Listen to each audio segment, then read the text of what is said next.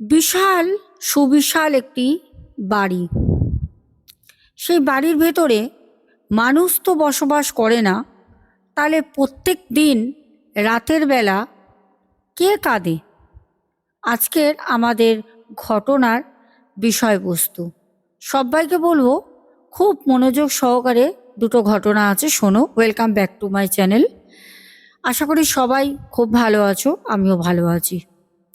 ঘটনায় যাবার পূর্বে সবাইকে প্রত্যেক দিনের মতো একবার মনে করিয়ে দেবো, লাইক কমেন্ট শেয়ার অবশ্যই করবে। যারা এখনও পর্যন্ত ভালোবেসে চ্যানেলটাকে সাবস্ক্রাইব করনি, করে নিও, পাশে থেকো। আজকে যে ঘটনাটা আসে হালি শহর থেকে, উত্তর চব্বিশ পরগনার হালি শহরের একটি ঘটনা। সুবিশাল একটা জমি, তার উপরে একটা সুন্দর অভিজাত্য বাড়ি তৈরি করা। বাড়ির সামনে দিয়ে সারাদিন না জানে কত মানুষ, কত যানবাহন চলাচল করে। কখনো কোনো মানুষ হট করে বুঝতেই পারবে না, সন্ধ্যের পর থেকে ওই রাস্তা জনমানবহীন হয়ে যায়, যেখান থেকে মানুষ যেতে ভয় পায়। হ্যাঁ, আজকের ঘটনাটা এরকমই তোমাদের সাথে শেয়ার করব। ঘটনাটা পাঠানো হচ্ছে জবা ব্যানার্জি। দিদিভাই বলেন, আমি একজন টিচার, স্কুলে পড়াই। কোন স্কুলে সেটা আমি পরিচয় দিচ্ছি না, আর নামটাও কিন্তু কাল্পনিক। দিদিভাই, জবা দিদিভাই বলেন, আমার যেহেতুনিক স্কুলে পড়ানোর পর আমি কিছু টিউশন করি ঘুরে ঘুরে। বাড়িতে করি না এই কারণে, যেহেতুনিক আমার বাড়িতে আমার বাবা অসুস্থ। যদি বাচ্চারা আসে তারা হই হুল্লোড় চিৎকার করবেই, তো তাদেরকে সামলানোর মতো ক্ষমতা, সত্যি কথা বলতে বাচ্চাদেরকে সামলানোর মতো ক্ষমতা আমার বাড়িতে কারণ নেই। কারণ আমি স্কুলে থাকি, আমার মাথা প্রচণ্ড ব্যথা করে, যা চিৎকার চেঁচামেচি করে তারাই বাড়িতে পড়তে আসবে। তো আমি হাতে গুনে কয়েকটি বাচ্চাকে আমার স্কুলের ক্লাসেরই আমি পড়াতে যাই। প্রত্যেক দিনই যাই, প্রত্যেক দিন আসি। আমার মা আমাকে বলেন যে, জবা, ওই রাস্তাটা দিয়ে যাওয়ার চেষ্টাটা বন্ধ কর, একটু ঘুরে যা। আমি বললাম যে যদি আমি ঘুরে যাই, আমাকে মোটামুটি প্রত্যেক দিন তো প্রত্যেকটা বাচ্চার পড়া থাকে না। সোমবার হয়তো দুটো বাচ্চাকে টিউশনি করাই, মঙ্গলবার অন্য দুটো বাচ্চাকে, বুধবার অন্য দুটো বাচ্চাকে, এরকম করে। তা আমার ওখান থেকে যাওয়া আসা করাটাই হচ্ছে সুবিধা। সেরকমভাবে আমি কিন্তু ওই রাস্তা দিয়েই যাতায়াত করি। আর আমি সত্যি কথা বলতে একটা জিনিস, যেটা হচ্ছে আমি ভূত বলো, প্রেত বলো, আমি এসব বিশ্বাসও করি না। আমি জানি ভূত প্রেত আত্মা এসব আছে, কিন্তু সত্যি কথা বলতে আমি এইসব বিষয় নিয়ে কখনোই কোনোভাবে কোনো মাথা ব্যথা নেই যে কোনো সময় কিছু হতে পারে। অনেকেই বলে যে ওই বাড়ির সামনে দিয়ে অনেক রকম কান্নার আওয়াজ আসে, অনেক রকম শব্দ শোনা যায়, কিন্তু সত্যি কথা বলতে আমি কোনোদিন তো শুনিনি। এবার আমার একটা নিজের ব্যক্তিত্ব, সেটা হচ্ছে আমি যতক্ষণ না নিজের কানে শুনবো, নিজের চোখে দেখবো, আমি পরের কথায় কখনো কর্ণপাত করি না। সেরকমভাবেই ঘটনাটা শুরু হয়। দীর্ঘদিন ধরে বাড়ির লোকজন কিন্তু বলতে থাকে, কিন্তু আমি আমার কাজ কন্টিনিউ করে যাই। আমি কিন্তু কারোর কথা শুনি না। আমি ওই রাস্তা দিয়ে প্রত্যেক দিন পড়াতে যাই। আবার আমার পড়াতে পড়াতে কখনো সন্ধে ছাড়িয়ে রাত হয়ে যায়, কখনো অনেকটাই রাত হয়ে যায়। পরীক্ষা যখন থাকে তখন তো আমাকে একটু বেশি ওদের কেয়ার করতে হয়। এসব করতে করতে রাত হয়, কিন্তু আমার সাথে কোনোদিন কোনো রকম তো অভিজ্ঞতা হয়নি। তো সেখানে দাঁড়িয়ে আমি ভয় কেন পাবো? যাই হোক, তো আমি জানতাম না যে গ্রামের লোক, আমাদের ওখানে যে আশেপাশে যারা আছেন, যারা বলেন, তাদের কথা আমি একবারে উড়িয়েও দিতাম না। কিন্তু আমি অপেক্ষা করতাম যে কোনো দিন কোনো সময় আমার সাথে যদি কোনো রকম অভিজ্ঞতা ঘটে, তাহলে হয়তো আমি বুঝতে পারবো। ঠিক যেটা মনে মনে ভয় পেয়েছি, গোপনে রেখেছি, কাউকে বলিনি, একজন টিচার। আমি কখনোই এইসব ভূত প্রেত এইসব বললে লোকে সত্যি কথা বলতে হাসবে। আমি বলতে পারি না, অনেক কিছুই আছে যেগুলো কিন্তু আমাদের চোখের বাইরে, আমাদের এই পৃথিবীর মধ্যে থেকেও তারা আমাদের থেকে অনেক দূরে। অনেক কিছু আছে জানি, সেগুলো জানি, বইতেও পড়েছি। তো একদিন এইরকমই খুব ঠান্ডা, প্রচণ্ড ঠান্ডা, পড়িয়ে আসছি। সময়টা বেশি না, আনুমানিক ওই 9টা 5-10-এর মধ্যে। হঠাৎ করে ওই বাড়ির কাছে যখন আসলাম, ওই বাড়ির ভেতরে একটা, মানে ওই বাড়ির ভেতরে একটা গ্রিল খোলার আওয়াজ হলো। গ্রিল খুললে যেন একটা ক্যার ক্যার ক্যার ক্যার করে একটা শব্দ হয়, পুরোনো গ্রিলে জং ধরে গেলে ওই রকম শব্দ হলো। আমি ভাবলাম গ্রিল কে খুললো, এই বাড়িতে তো কেউ আসে না, আর তাও আবার এই রাত 9টার সময়। আমি জানি না, হঠাৎ আমার পাটা যেন মাটির সাথে সেটে গেল। আমি না ওখানে দাঁড়িয়ে পড়ি। জানি না আমি কেন দাঁড়ালাম, কিসের জন্য দাঁড়ালাম। আমি কি দেখতে দাঁড়িয়েছিলাম গ্রিল খুলে কেউ আসবে সামনে বা কেউ ঢুকছে কোনো কিছু? আমি দাঁড়ালাম, বাড়িটার দিকে হাঁ করে তাকিয়ে আছি। প্রচণ্ড ঠান্ডা, কুয়াশা, সাথে চারপাশটা একটা, মানে শো শো করে হাওয়া চলছে। ঠান্ডার সময় দেখবে রাত যত বাড়তে থাকে একটা হাওয়া চলে, ঠান্ডা হাওয়া চলছে। আমি কিছুক্ষণ দাঁড়ানোর পর ওখান থেকে সাহস করে মনে জোর নিয়ে এগোতে থাকলাম। চলছি, এগোচ্ছি, যে না বাড়ি পৌঁছতে হবে। মা অনেকবার ফোন করেছেন, যাচ্ছি। হঠাৎ করে ওই যে সুবিশাল জমির উপর একটা বিশাল বাড়ি, ওই বাড়ি থেকে হঠাৎ দোতলা দিয়ে মনে হলো জানলাটা কেউ খুলে দিল। ধাপ করে জানলা খুললে যেরকম শব্দ হয়, আমি কিন্তু আবারও দাঁড়িয়ে পেছন ঘুরে ওই আওয়াজ অনুসারে জানলার দিকে তাকালাম। দেখলাম জানলাটা খুলে রীতিমতো এরম করে কাঁপছে, হাওয়া তো চলছে। আমি তখনও আমার মনকে বোঝাচ্ছি হাওয়া চলছে, হয়তো হাওয়ায় দুলছে কোনো কারণে। অনেক সময় হয় একটা পাল্লা হাওয়াতে খোলে আবার বন্ধ হয়, খোলে বন্ধ হয়, এরকম হতেই পারে। হয়তো কোনো সময় বন্ধ হয়ে গেছিলো, এখন হয়তো উল্টো হাওয়া দিয়েছে, খুলে গেছে। আমি নিজের মনকে এটাই বোঝাচ্ছি যে আমি এখনো পর্যন্ত এই সমাজে বাস করে ভূত প্রেত ভাববো?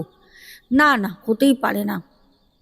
আমি যখন আরও 2টো পা এগোই, তখন যেন কেউ একটা মহিলা কণ্ঠে চিৎকার করে, যেরকম কাউকে যদি চাবুক দিয়ে বা কোনো শক্ত কিছু দিয়ে যদি আঘাত করা হয়, যেরকম কাদার সাথে একটা চিৎকার করে না, মাগো, মানে একটা কান্নার স্বরে করুণ একটা কণ্ঠ, মহিলা কণ্ঠ আমার কানে আসে।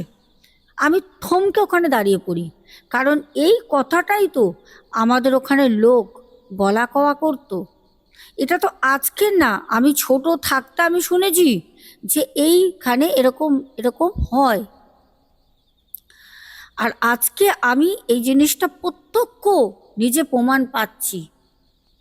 জবা দিদি ভাই আর কোনো রকম সময় না নষ্ট করে সোজা বাড়ি আসে। এসে মাকে সবটা বলে, মা দেখো আমার সাথে আজকে এরকম একটা অদ্ভুত ঘটনা ঘটলো, যেটা আমি লোকের মুখে শুধু শুনেছি মা, কিন্তু এই ঘটনাটা আজকে আমার ঘটলো। আমি বুঝতে পারছি না যে এই ঘটনাটা আমার সাথে ঘটার তো ছিল না মা, কেন ঘটলো, এই ঘটনাটা কেন ঘটলো?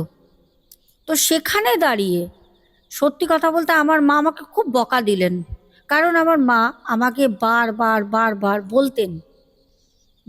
বলতেন ওই রাস্তা দিয়ে যাবি না, ওই রাস্তা দিয়ে যাবি না। আজকে আমি শুনিনি, কারণ আমার সাথে এই ঘটনাটা হওয়ার বা ঘটার অপেক্ষায় হয়তো আমি ছিলাম, হয়তো আগামীকাল দিয়ে ওই রাস্তা দিয়ে আমি আর যাব না। আমার মা আমাকে তখন বলল যে একটা যদি কোনো অঘটন ঘটে যেত এই রাতের বেলা, শীতের রাতে, কনকনে ঠান্ডা, ওই রাস্তা দিয়ে মানুষ তো এমনিই চলে না, তার মধ্যে আবার ঠান্ডা, যদি কিছু হতো। আমি মাকে একটাই কথা বললাম, মা কোনো কিছু যদি হতো, মা হয়নি তো, প্রসঙ্গটা তুমি বাদ দাও, তুমি আমাকে খাবার খেতে দাও, আমি খাবার খাবো, আমার ভালো লাগছে না। মা তখন বলল ঠিক আছে। মা আমাকে খাবার দিলেন রাতের। আমি ডিনার করলাম, রুটি, সবজি, চিকেন। ডিনার করে মা 1 গ্লাস দুধ দিলেন কিছুক্ষণ বাদে, সেটা খেয়ে আমি আমার রুমে চলে যাই। বাবাকে রুমে শুতে যাওয়ার আগে প্রত্যেক দিনের মতো জিজ্ঞেস করি, বাবা শরীর কেমন আছে? বাবা তো বিছানায় শয্যাশায়ী, খুবই অসুস্থ উনি, ওনার নানা রকম ভিন্ন রোগ ওনার বডিতে ধরে নিয়েছে। ডাক্তার বলেই দিয়েছেন যে ট্রিটমেন্ট করা বেকার। যতটা যেরকম মেডিসিন চলছে চলুক, যতদিন উনি থাকবেন এরকম করেই থাকবেন, এর বাইরে কোনো আশার আলো নেই। আমরাও অনেক চেষ্টা করেছি, দৌড়িয়েছি, হয়নি। তো আমরা সেরকমভাবেই বাবাকে বাড়িতে টেক কেয়ার করি, প্রচণ্ড কেয়ার করি, প্রচণ্ড। বাবা তো যাই হোক, আমি আমার ওপরের ঘরে গিয়ে শুয়ে পড়ি। হঠাৎ ঠিক ০.৪৫ ঘন্টা পর আমার কানের মধ্যে একটা শব্দ আসছে, আমার মা কাঁদছে। হঠাৎ করে ঝেড়ে মেরে উঠলাম, অনেকক্ষণ ধরে শব্দটা আমার কানে আসছে, শুনছিলাম। ঝেড়ে উঠে বললাম, কি হলো, মা কাঁদছে না? সাথে সাথে মাথায় আসলো, বাবার কিছু হয়নি তো, মা কাঁদছে কেন, বাবার কিছু হলো নাকি? একটা ভয় কোথাও যেন কাজ করছিল। সব সময় প্রত্যেক রাতে এই কাজটা করতো যে বাবা কখন ছেড়ে চলে যাবে, সব সময় এটা মাথায় ঘুরতো। কিন্তু আজকে কেন? আমি দরজাটা খুলে হাট করে সিঁড়ি দিয়ে দৌড়ে দৌড়ে নিচে নামলাম। দেখলাম সিঁড়ি দিয়ে নামার সময় বাবার ঘরটায় টিউবলাইটের আলোটা দরজার বাইরে পড়ছে। আর সত্যি কথা বলতে, যে ডাইনিং স্পেসটা সেটা পুরোটাই বন্ধ, মানে আলোটা বন্ধ। আলো দেখে বাবার ঘরে বুঝলাম বাবার নিঘাত কিছু হয়েছে। ছুটে এসে দরজাটাকে জোর করে ভিতর দিকে ঠেলে ঢুকলাম। মা আমাকে বলল, বাবা আর নেই। আমি বাবাকে গিয়ে বললাম, বাবা, বাবা ওঠো বাবা, ও বাবা, তোমার তো এখন যাবার কথা ছিল না। বাবা, তুমি আমাকে এই গত রোববারে বললে তুমি আমার বিয়ে দেখে যাবে বাবা, ও বাবা। অনেক করে বাবাকে ডাকলাম, কিন্তু বুঝতে পেরেছিলাম বাবা আর নেই। যাই হোক, বাড়ির আত্মীয়দের যারা আসতে পারবে, যারা আমাদের সাথে সম্পর্ক রেখেছে, এখন তো আত্মীয় সবার সাথে সম্পর্ক রাখে না, তারা মানুষ বুঝে, যেখানে তাদের ডিম্যান্ড পূরণ হবে, যেখান থেকে তাদের শখ পূরণ হবে, যাদের সাথে মিশলে তাদের চলবে, এখন আত্মীয় তাদের সাথেই আত্মীয়তা রাখে। আমার বাবা তো শুয়ে থাকতো, আর আমি ওই যা স্কুলে টিচার যে চাকরি করতাম সেই দিয়েই সংসার চলতো। আসলেন, সবাই আসলেন, ভালো কথা, শেষ দেখাটা সবাই দেখতে আসেন। আমার জেঠু, আমার কাকু, আমার পিসিরা, আমার মায়ের বাড়ি থেকে সবাই সবাই আসে। আমি সত্যি কথা বলতে, মানে একটা একটা একটা করে, মানে দিন গুনেছি এই দিনটার জন্যই, যে বাবা কোনোদিন হয়তো ছেড়ে চলে যাবেন। কিন্তু ওটা ভেবেছি ডাক্তারের কথা মতো, কিন্তু বাবা যে চলে গেলে কি করে বাঁচবো, বা বাবা যে সত্যিই চলে যাবেন সেটা কিন্তু আমি স্বপ্নেও ভাবিনি, কিন্তু সেটা বাস্তবায়িত হলো। খুব একা লাগছে, মা কান্নায় ভেঙে পড়েছে। বাড়ির একটা মেয়ে, যতই চোখে জল আসুক, চুপচাপ চেপে আছি, চুপচাপ রয়েছি, কেন মাকে তো ঠিক রাখতে হবে। যদি মাও ছেড়ে চলে যায় তাহলে কি হবে? বিষয়টা আস্তে আস্তে আস্তে আস্তে সব কাজ কাটলো। 13 দিনে কাজ হলো, বাবার সব সম্পূর্ণ হলো। ঠিক 14 দিনের দিন খুব ভালো করে মনে আছে, আমার জেঠু বাড়ি চলে যান। জেঠুরা ছিলেন বাবার কাজ পর্যন্ত আমাদের বাড়িতে ছিলেন। যেদিন 14 দিন, সেদিন আমার জেঠু, জেঠিমা, আমার কাকা, আমাদের যত রিলেটিভস ছিল কেউ আগে চলে গেছে, যারা ছিল তারা 14 তারিখে সবাই চলে যায়। ঘর এখন পুরো ফাঁকা, শুধু মা আর আমি, কেউ নেই। আমাকে মা বলল, জবা, দোতলায় আর শুস না মা, বাবার ঘরের পাশে একটা ঘর আছে, ওটাই শো। আমি নয় তোর বাবার ঘরটায় শোবো, তুই নয় আমার ঘরটাও শুতে পারিস। হ্যাঁ, তুই যদি উপরে শুস, আমারও তো শরীরটা ভালো না, রাতে হঠাৎ করে যদি কোনো রকম ট্রিটমেন্ট, কোনো রকম কিছু অসুবিধা হয়, তাহলে আমি কাকে ডাকবো? আমি বললাম, আচ্ছা মা, ঠিক আছে, আমি তোমার তোমার কাছেই থাকবো, তুমি চিন্তা করো না, আমি তোমাকে ছেড়ে উপরে শোবো না। আসলে জানি বাবা নেই তো, মা সেই জায়গাটা ফিল করছে, একা হয়ে গেছে। স্বামী অসুস্থ হলেও সে তো স্বামী, সাথে থাকে, চলে যাওয়া মানে সেই মানুষটা নেই, তার না কথা শুনতে পারবে, না তাকে স্পর্শ করতে পারবে। যাই হোক, তখন আমার মায়ের সাথে আমি শুতাম।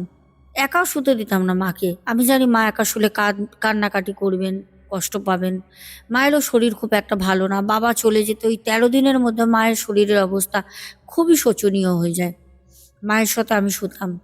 হঠাৎ একদিন রাতের বেলা আমার না ঘুম ভাঙলো। জানি না কেন হঠাৎ করে মনে হয় কেউ যেন আমাকে ঝাঁকিয়ে নাড়িয়ে ডেকে দিল। ঘুম ভাঙলো। চোখটা খুলে দেখলাম সামনে আমার মা নেই। মা যেন উঠে গেটটা হাট করে খুলে বাইরে গেছে। ভাবলাম মা হয়তো ওয়াশরুম গেছে। কি মন গেল, আমার ওঠার কথা না। আমি উঠলাম। আমি উঠে চুপচাপ ওয়াশরুমের ঠিক দরজার সামনে গিয়ে দাঁড়িয়ে আছি। ওয়াশরুমে একটা মানুষ কতক্ষণ যাবে? ৫ মিনিট, ১০ মিনিট, ১৫ মিনিট, ২০ মিনিট, প্রায় আমি ২২-২৩ মিনিট দাঁড়িয়ে রয়েছি। না ভিতরে জলের আওয়াজ হচ্ছে, না কোনো রকম শব্দ হচ্ছে, কিছুই না। ঘুম চোখে দাঁড়িয়ে থাকতে থাকতে থাকতে অনেকক্ষণ পর আমি দরজাটাকে ধরে টানতে যাই যে নক করব। দরজাটা দেখলাম খোলা, ভেজানো রয়েছে। না ভেতরে বন্ধ না বাইরে বন্ধ, খোলা তো। মা তো নেই। দরজা খুলে দেখলাম মা নেই। তাহলে মা কোথায় গেল? সাথে সাথে আমি ভাবলাম মা বাইরে বেরোয়নি তো কোনো কারণে? এত রাতে ঘড়িতে কটা তখন এক্সাক্ট টাইম আমি বলতে পারবো না। আমি মাকে খুঁজছি কিন্তু ডাকছি না, এমনি হেঁটে খুঁজছি। কিচেনে গিয়ে দেখলাম মা নেই। দরজা তো ঘরের সদর দরজা ভিতর থেকে লক। তখন মনে আসলো, আচ্ছা মা বাবার ঘরে যায়নি তো? হয়তো বাবার কথা খুব মনে পড়ছিল, হয়তো বাবার ঘরে গিয়ে বসে বসে কাঁদছে। কারণ আমি পাশে রয়েছি, মা তো কাঁদতে পারবে না, কারণ আমিও তাতে কষ্ট পাবো। আমার আবার সকালবেলা স্কুল আছে, এতদিন তো আমি যাইনি। এই মনে করতে করতে আমি মাথা চুলকাতে চুলকাতে ঠিক বাবার যে ঘরের দরজাটা ওখানটা এসে দাঁড়াই। ও মাই গড, যেটা অবিশ্বাস্য। হয়তো যেটা তোমরা এখন শুনতে চলেছো হয়তো তোমাদের কাছে সত্যি অবিশ্বাস্য লাগবে, কারণ দর্শক বন্ধুরা যখন ঘটনাটা আমাকে জবা দিদিভাই বলেছেন, আমিও তখন কানে বিশ্বাস করতে পারিনি। আমি তখন সত্যি মানে যেটা দেখলাম সেটা হচ্ছে ভিতর থেকে বাবা মা দুজনে কথা বলছে। রীতিমতো বাবারও গলা মায়েরও গলা আমি শুনতে পাচ্ছি। বাবা কথা কম বলতেন, আস্তে বলতেন। মা একটু চেঁচিয়ে কথা বলতেন। কানে একটু প্রবলেম ছিলেন, মা শুনতেন কম, তার জন্য একটু চিৎকার করে কথা বলতেন যাতে উনিও ভাবতেন যে সামনের মানুষটা হয়তো আমার মতো শুনতে পাচ্ছে না। আমি অবাক। ১৪ দিন হচ্ছে, কালকে বাবার সব কাজ সম্পন্ন হলো, আজকে ১৪ দিন ছিল ১৫ দিনের রাত। বাবার গলা। আমার সাহসে আর কোনোভাবে পা এগোচ্ছে না। হাত দিয়ে যে আমি দরজাটা ঠেলবো, দরজাটা ভেজানো আছে কিন্তু আলো পড়ছে বাইরে, পুরো দরজা লক না, দরজাটা যে আমি ভিতর দিকে ঠেলবো, আমার সেই সাহসটা কিন্তু শরীরে আর দিচ্ছে না যে আমি দরজাটা ঠেলবো। অনেকক্ষণ দাঁড়ানোর পর আমি দরজাটা যখন ধাক্কা দিই ভেতর দিকে, আমি দেখলাম আমার মা একা, যেন কারণ মাথায় হাত বুলাচ্ছে, গায়ে হাত বুলাচ্ছে। কি গো, তোমার কি খুব কষ্ট হচ্ছে? এই তো দেখো না, আমারও ভালো না জানো তো শরীরটা, আমারও খুব কষ্ট হচ্ছে। দেখো না আমি ওই ঘরে শুয়েছিলাম, আমি জানি তুমি আমাকে ডাকছো। তুমি তো একা একা রাতে থাকতে না, বলো তো? কতবার আসতাম, শুধু তুমি ওই রাতের বেলা একটুখানি বাথরুম করে দিতে বলে আমাকে বারবার উঠে আসতে হতো। আজকেও তাই এলাম জানো। আমি বললাম মা কি করছো? হ্যাঁ, কে বাথরুম করবে? বাবা আছে, বাবা বেঁচে আছে। তোমার কি মাথা খারাপ হয়ে গেছে মা? কার সাথে বকছো? কিন্তু আমিও শুনেছি বাবার কণ্ঠ, কিন্তু ওখানে আমাকে বলতে হতো। মাকে হাত ধরে টানতে টানতে ওখান থেকে নামিয়ে নিয়ে আমার যে রুমে নিয়ে গিয়ে, যেই রুমে ছিলাম, মাকে বললাম এক পা এখান থেকে নড়বে না, চুপ করে এই ঘরে থাকবে। কোথায় গেছিলে তুমি? হ্যাঁ, কার কার বাথরুম পরিষ্কার করতে গেছো? কে আছে? এত বছর ধরে করেছো। বাবা যখন জীবিত ছিল, বাবা কি বেঁচে আছে? আমাকে মা বলল, ও হ্যাঁ, তাই তো, তাই তো, তোর বাবা তো মারা গেছে। আজকে তো ১৪ দিন ১৫ দিন হচ্ছে না? হ্যাঁ, আমি ভালো মতো বুঝতে পারছি, মা নিজেও জানে সব, যে আমি বুঝে গেছি মা আমাকে লোকাচ্ছে, কিন্তু মা আমাকে লুকিয়ে কোথায় ভাবছে যে লুকিয়ে লুকিয়ে মা যেই জিনিসটা করছে, বাবা তো মৃত, বাবা তো জীবিত না, আমি মাকে করতে দেবো। মা হয়তো এটা ভাবছিলেন। সকালবেলা তড়িঘড়ি স্কুটি বের করি, স্কুটি বের করে আমি একটু দেরি করে সেদিন স্কুলে যাই। তার আগে আমি ওখানে একজন সাধক বাবা আছেন, আমি ওনার কাছে গিয়ে সব বললাম। উনি বলল, তার মানে তোর বাবা কোনো একটা মায়ার টানে সেই বাড়িতে রিটার্ন করেছে। তুই যখন তোর বাবার গলার শব্দ শুনেছিস, আবার যখন শুনেছিস, তুই তো মিথ্যা কথা বলছিস না। আমি বললাম, না গুরুজি, আপনি বিশ্বাস করুন, আমি বুঝতে পারছি না, এরকম করলে তো বাবা মাকে নিয়ে চলে যাবে। মৃত্যুর পর যদি তার আত্মা আসে, সে বাবা যেহেতু উনি দুজনকে খুব ভালোবাসতো, তারা স্বামী স্ত্রী ছিল, ভালোবাসাটাই স্বাভাবিক। সেখানে দাঁড়িয়ে আজ বাবা চলে গেছে, মা বাবাকে সবসময় মনে করছে, তো বাবা তো আত্মা হয়ে যখন ফিরে এসছে মাকেও নিয়ে চলে যাবে। আমার তো সেটাই ভয়, যে মাকে নিয়ে গেলে আমি কাকে নিয়ে থাকবো, আমি তো একা হয়ে যাব। তখন গুরুজি বললেন, চিন্তা করিস না, আমি আছি তো। উনি আমাকে একটা তাবিজ দিলেন, বললেন এই তাবিজটা যদি পারিস মায়ের গলায় বেঁধে দে।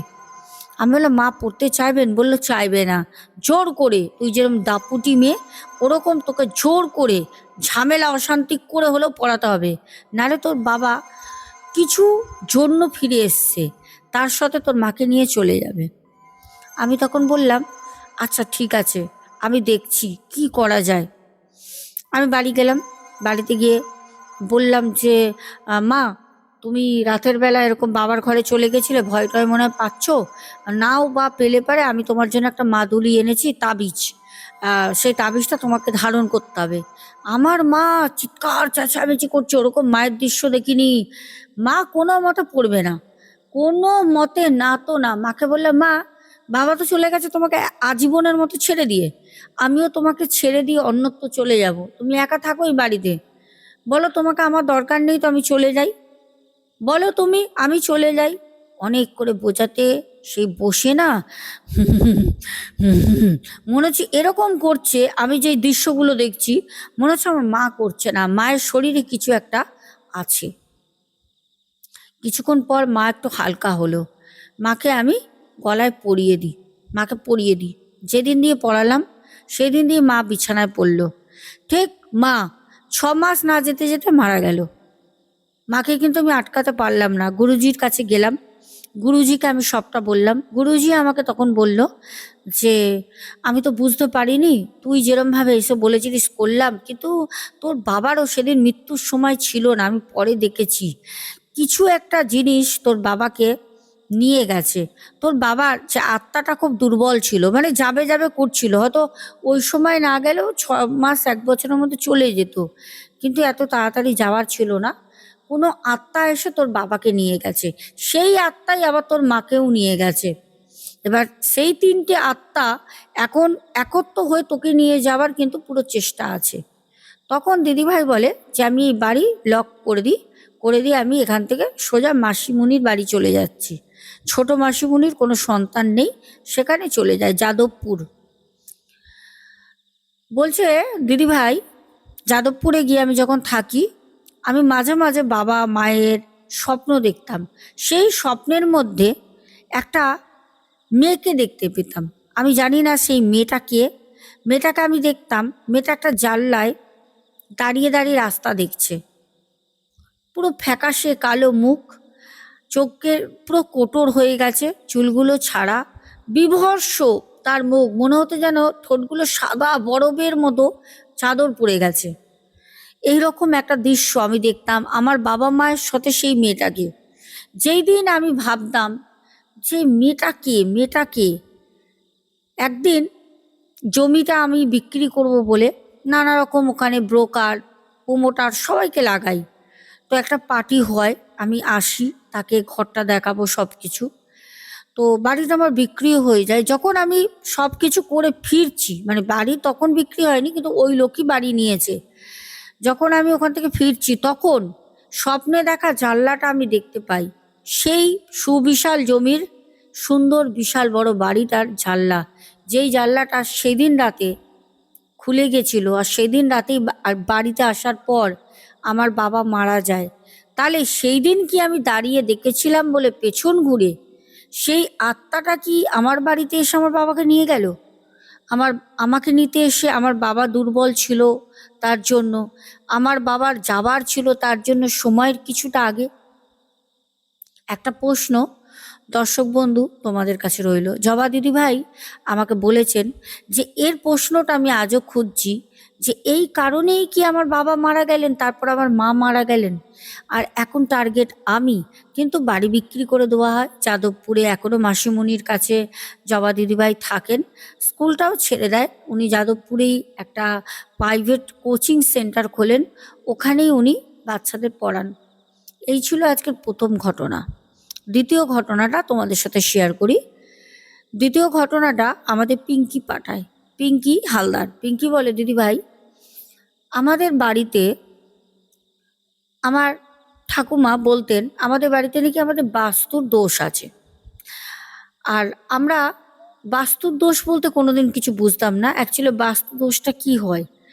তো প্রায় দিন দেখতাম যে বাড়িতে অ্যাকচুয়ালি বাস্তু দোষ হয়, সেই বাড়িতে কোনো উন্নতি হয় না, একের পর এক অসুস্থ হতে থাকে, একজন সুস্থ হবে একজন পড়বে, সারা বছর রিপিট চলতে থাকে, কারোর সাথে কারোর বনিবনা হয় না। হঠাৎ করে বাড়ির মধ্যে তোমার থাকতে ইচ্ছা করবে না, মনে হবে দূর বাড়ির বাইরে বসে থাকি। বাড়ির বাইরে থাকলে তোমার খুব ভালো লাগবে, কিন্তু বাড়ির মধ্যে তোমার আসলে ভালো লাগবে না। এটা সবার না, যে সব জিনিসের একটা এফেক্ট, কিছু কিছু রাশি কিছু কিছু গ্রহ নক্ষত্রর ফলে কিছু কিছু জাতক জাতিকার উপরে মূলত পড়ে।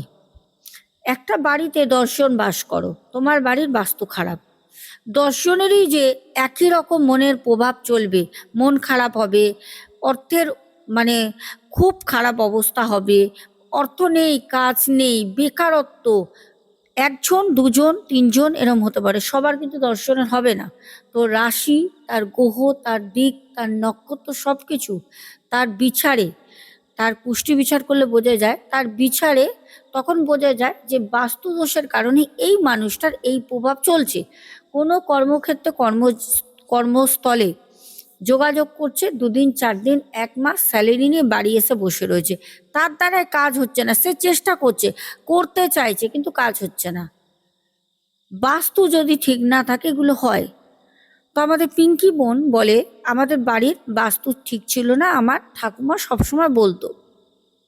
কারণ আমার বাবারা 4 ভাই, 4 ভাইয়ের মধ্যে কোনোদিন দেখিনি জেঠুর সাথে, কাকুর সাথে, কারোর সাথে, বাবার সাথে মানে মিল একত্র নেই। মানে সারাদিন সেই বাচ্চাদের মতো ঝগড়া, লাঠালাঠি, উল্টে আমরা দেখি কি বউ বউ বাড়ির ঝামেলা হয়। আর আমাদের বাড়িতে আমার জেঠিমা, কাকিমা, মেজো কাকিমা সবাই খুব, সবার সাথে মিল। শুধু মিল ছিল না, আমাদের ভাই ভাই, মানে আমার জ্যাঠা কাকাদের সাথে কোনো মিল নেই। তো সেই বাড়িতে একদিন রক্তপাত হয়, ঝামেলা হয়, অশান্তি হয়। সেই বাড়ি থেকে আমার ঠাকুমাকে স্বপ্ন দেয় যে আমাদের ইষ্ট দেবতা, আমার ঠাকুমা পুজো করতেন, সে বহু বছর পুরনো, উনি স্বপ্ন দেন যে আমি তোর ভিটে ছাড়লাম, এই ভিটে আমি ছাড়লাম, এটা স্বপ্ন দেয়। আর এই স্বপ্নটা একদিন আসেনি, এই স্বপ্নটা টানা 21 দিন আমার ঠাকুমা রাতে দেখতো, টানা।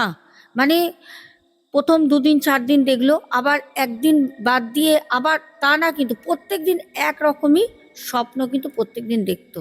যে ইষ্ট দেবতা উনি বলতেন, একটা আলো আধারি গাছতলায় উনি দাঁড়িয়ে, মানে আবছা আবছা রোদ ঝলমল করছে কিন্তু আবার ছাওয়া, এরকম একটা গাছের তলায় দাঁড়িয়ে বলতো আমি তোর ভিটে ছাড়লাম। এইটা আমার ঠাকুমা দেখতো, ঝরঝর করে কাঁদতো। তো আমার ঠাকুমা একজন তান্ত্রিককে নিয়ে আসে, সে খুব নামি দামি মানুষ, সে সহজে কারোর বাড়িতে যান না, সে সেরকমভাবে কারোর সাথে কথাও বলেন না। অনেক করে বলে আমার ঠাকুমা, যেহেতু উনি একটু বয়স্ক মানুষ, আমার যে জ্যাঠা কাকা বাবা সবাই গিয়ে, মানে ওনার হাতে পায়ে ধরার মতো অবস্থা। সে কি নিয়েছিল না নিয়েছিল আমি মূল্যস্বরূপ জানি না, বলতে পারবো না। তাকে নিয়ে আসে, সে যখন আসলো সে তখন বলল যে তোদের বাড়ির 4টে দিক আমাকে বন্ধন করতে হবে। ব্রহ্মাস্থল, ঘরের যে মাঝখানটা ব্রহ্মস্থল, সেখানে আমাকে একটা হোমযজ্ঞ করতে হবে। তবে এই হোমযজ্ঞে তোর ৩ ছেলে থাকবে, এক ছেলে বাদ, ছোটকে নেবে না, ঠিক আছে? ছোট ছেলেকে নেবে না, ১ ২ ৩ তিনজনে করবে। তো ছোট ছেলে বলল ঠিক আছে, আমার উপর কোনো এফেক্ট হবে না তো? খারাপ বলল না।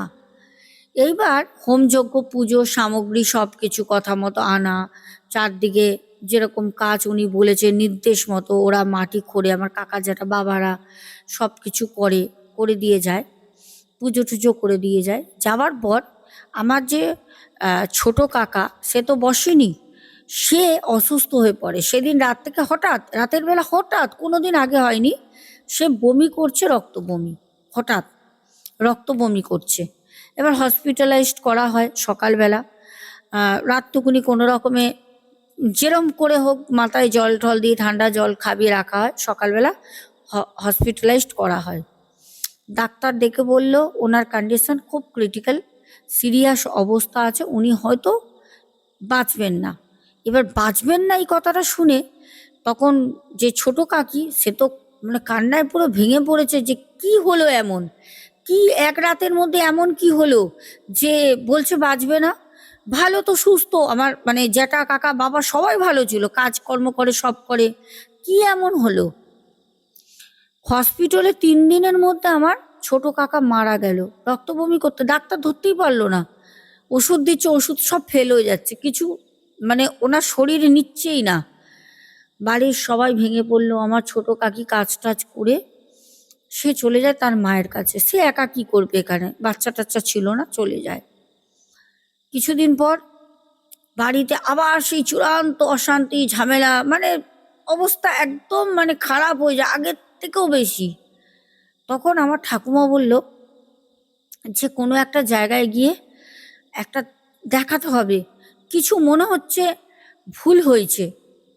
তো একজনকে রামকৃষ্ণ মঠ থেকে, কোনো এক জায়গায় রামকৃষ্ণ মঠ থেকে নিয়ে আসে কলকাতার মধ্যে। সে যখন ওই মহারাজ বাড়িতে পা দেন, উনি তখন বললেন যে তোমার বাড়িতে কোনো ক্রিয়া করা হয়েছিল? বলছে হ্যাঁ বাবা, করা হয়েছিল। বলছে ৫ মাস আগে? বলছে হ্যাঁ। বলছে তোমার বাড়িতে যে ক্রিয়া করে গেছিল সে না ভুল ক্রিয়া করেছে, মানে সেই বাড়ির বাস্তুদোষ উনি না কাটিয়ে উনি এমন একটা ক্রিয়া করে গেছে যার কারণে ওনার বাড়ি থেকে ইষ্ট দেবতাও চলে যান, আর সাথে ওনার একটা সন্তান চলে যান, ৪টে ছেলের মধ্যে একটি ছেলে চলে যান। তখন তো ঠাকুমা সেই মানে পাগলের মতো কান্না করছে, কি হবে, কেন হলো, কিসের জন্য হলো। এবার ওনার কাছে গেছে যিনি ক্রিয়াটা করেছেন। উনি তখন বলছে ৫ মাস পর তুমি আমার কাছে এসছো, আমি তো এত জায়গায় কাজ করি, এরম তো হয় না। তাহলে এটা আমি কি করে মানবো যে আমার ক্রিয়ার জন্য এরকম হয়েছে? কিছু তো বলার নেই, সত্যি তো কোনো রকম কোনো কিছু করার নেই। কাকে কি তুমি প্রমাণ দেখাবে, কি প্রুফ দেখাবে? সত্যি তো বলতে পারবে না। যাই হোক, একটা ভুলের কারণে, যারই হোক একটা ভুলের কারণে কাকা মারা যায়। তারপর আস্তে আস্তে আমার বড় জ্যাঠা মাথাটা খারাপ হয়ে যায়, মাথাটা। লাস্টে আমার ঠাকুমা ডিসাইড করে যে এই ভিটে, যখন ভিটেতে বাস্তুতে দেবতাই নেই, যখন ভিটেতে কাজই হয়ে গেছে খারাপ, ঠিকই হয়নি, তখন কি করে সেই ভিটে থেকে ওরা চলে যায়। ওই যে ভিটে আমার ঠাকুমার প্রচুর সম্পত্তি ছিল, দাদু ঠাকুমার। আর আমার দাদু ঠাকুমার বিশাল নামডাক, তারা অনেক রিচ।